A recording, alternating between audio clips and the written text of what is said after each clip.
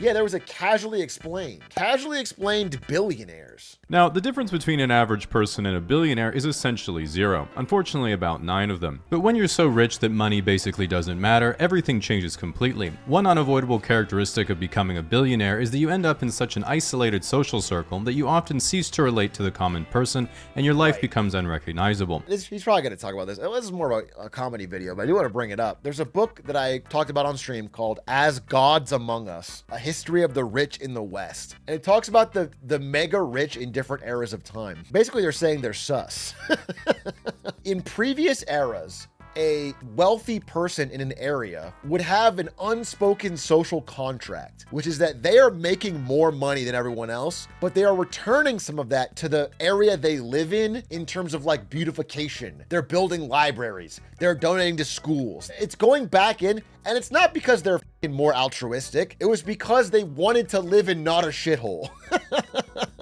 I'll give you an example. The richest person in America in like the FDR times was Getty, John Paul Getty, and he built Getty museums and Getty libraries and had paid higher taxes. And it was all part of this thing where Getty Images, right? Yeah, okay. So that guy had a connection to his work because he, as rich as he was and out of touch as he was, he felt like he was an American. He felt an obligation to the city he lived in and the country he lived in because he wanted it to be good. What this book pointed out is over the past few decades, the invention of luxury private jet travel and international banking has made it so the super rich no longer see themselves as a citizen of one country or one city. They see themselves as part of a global elite that can country hop with ease, and they don't care about the place that they live specifically. And so they no longer feel any obligation to invest in the area they live to make it better. If the place they're in sucks, they just move. For example, a ton of millionaires and billionaires are fleeing the UK right now. They've sucked everything they can out of the UK. The UK is in a collapsing state, and they're just leaving. They're not going to stick around and pay higher taxes or try to fix it. They're just going to leave. That is the dangerous spot we find ourselves in with the new era, where they can no longer be tied to one location. As an example, Reed Hastings and Mark Randolph thought, what if you give me $16 every month and I mail you Shrek 2 on DVD? That's a good business. Easy $6.5 billion. Elon Musk said, what if you give me $8,000 and I pretend to give you a self-driving car every year for the next decade?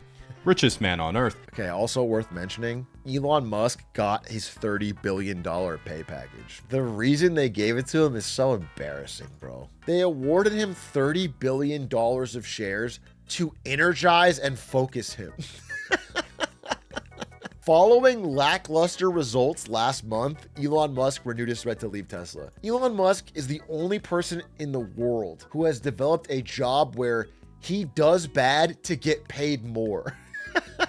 Can you imagine doing a shitty job and then being...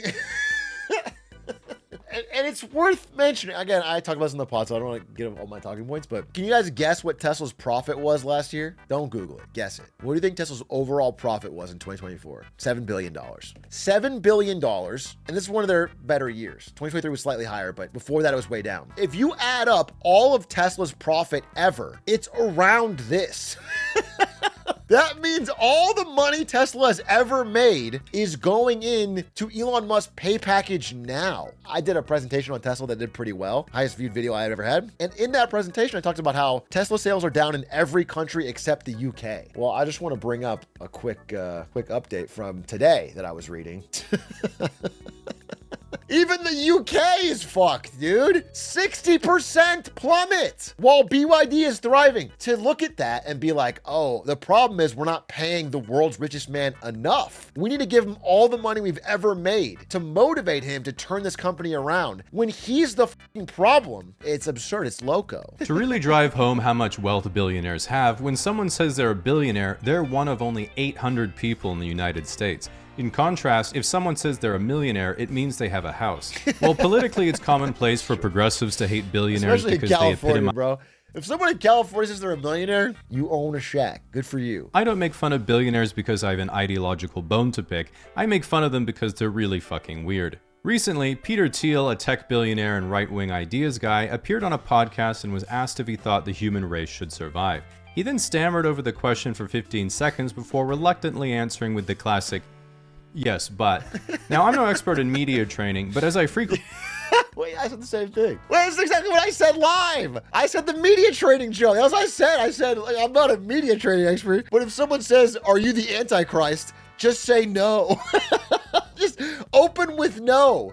Don't go, Don't don't say what we do. Let's just say no. It's very simple. I was reading an interview with Peter Thiel where they ask him about Lord of the Rings and his eyes light up. And then he starts talking about elves in Lord of the Rings. How ever since he saw the movie, he's been obsessed with the fact that human beings could be more like elves. We could live forever and it just makes you fully realize that these people are just the weirdest person you know. They just happen to be rich. It's not like it's just the Redditor, you know. It's just, they're not magically, this guy is a super nerd. The ethical question of should there be billionaires at all is one of the most hot button issues around right now because wealth inequality has been steadily increasing decade over decade, and many people believe that billionaires don't pay their fair share.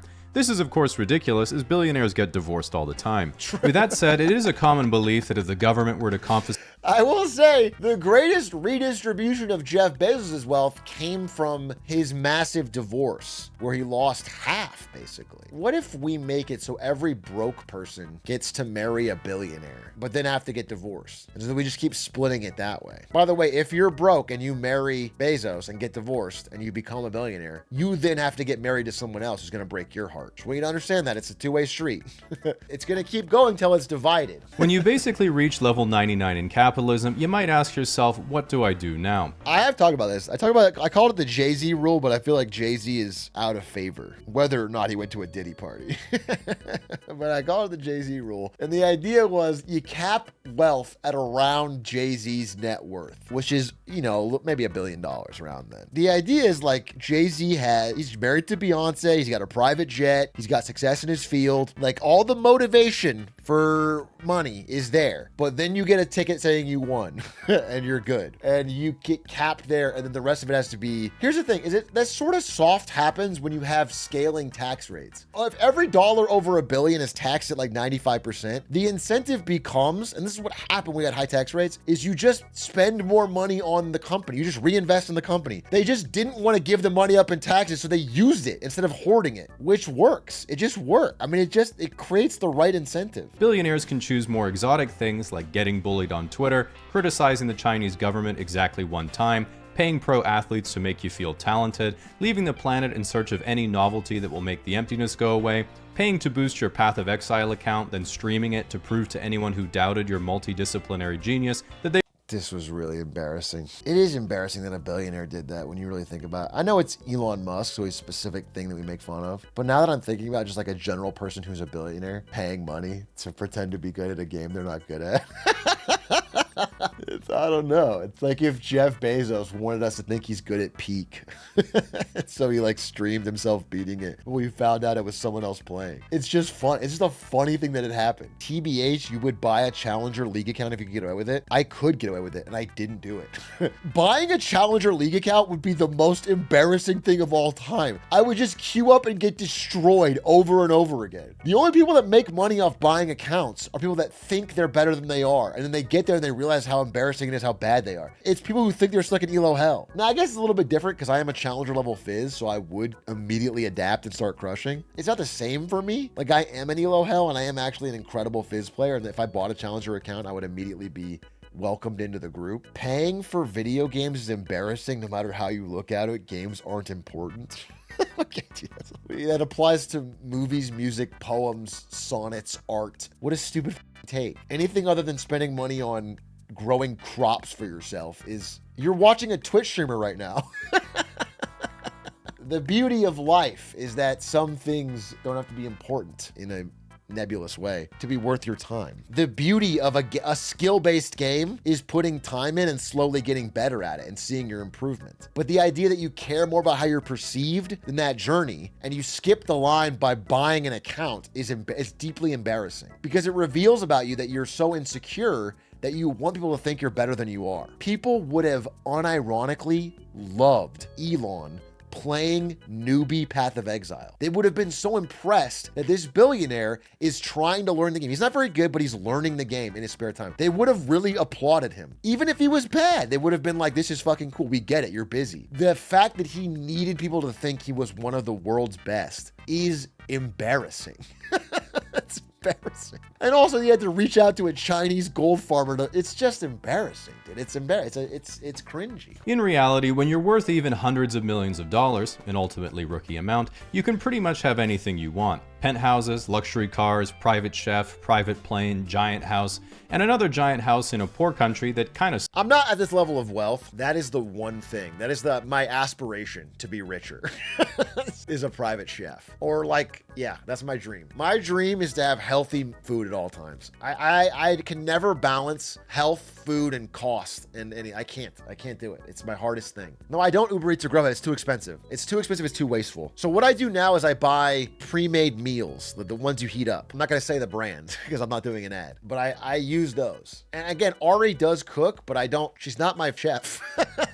I don't ever expect her to cook. I never ask, it's like sometimes she wants to cook and she'll make something, but I never asked for it. And I plan for if she doesn't want to do it. So whenever I am responsible for myself, I just heat up a meal and it's fine. They're decently okay. If I really lock in and wanted to grind for money, it would be for that reason, to be able to eat like a delicious, healthy meal all the time. With this in mind, if you are a billionaire, it's actually pretty hard to think of a way to flex on multimillionaires. That is, of course, until you remember what separates the centimillionaires from the billionaires. Big boat. Ask a girl if she... Okay, we've talked about this stuff. maybe this guy's watched this show. I don't know. Maybe it's not. But anyway, we talk about this. This is the number one thing that separates billionaires from regular rich people is the ability to own a yacht. That is like the reason they buy it, is to stand out. And then the size of the yacht matters. Jeff Bezos can afford a bigger yacht than a regular poor ass billionaire because a yacht is so obscenely expensive and requires a full-time staff, and just the cost of fueling it is so expensive. The cost of keeping it in the harbor so expensive. You have to pay out like a $250K harbor fee just to dock. It is just so disgustingly expensive that you have to, it's the ultimate flex. Now, for people not in the know, Monaco is a tiny sovereign nation basically inside France and is like a Vatican City tax haven for the ultra wealthy. They have a little garden you can look at near the Monte Carlo casino. Speaking of rich creeps in France, someone I know went to Cannes, which is like a marketing conference, advertising conference in France. She got hit on by Jake Paul. Like Jake Paul walked up to her at Cannes and tried to, but like his opener was like, hey, want to have sex or something. It's like a professional environment. Isn't that fucking crazy? Oh, Stans told the story? I'm sorry. It was Logan Paul and it was Stans' wife, Rochelle. Okay, she told the story. Great. Yeah, Stans' wife, Rochelle, was there for work and Logan Paul walked up and said, hey, you want to have sex? Good video.